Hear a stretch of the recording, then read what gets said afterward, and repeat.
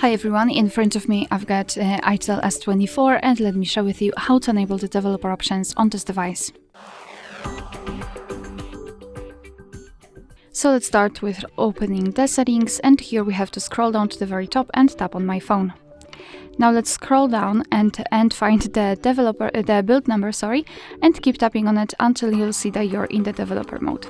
So now we can go back to the general settings, scroll down to the very bottom and find the system. And here we've got the developer options, so let's enter.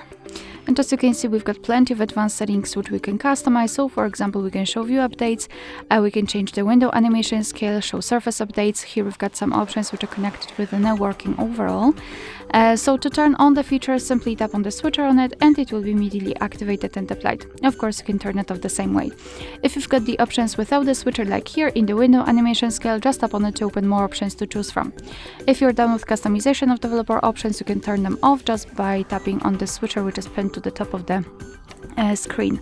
And now most of the options will be inactive, and after getting back, the developer options will disappear from the system settings. But of course, no worries, you can customize them again. Just go back to the build number step and keep tapping. Alright, so that will be all. Thank you so much for watching. Please hit the subscribe button and leave the thumbs up.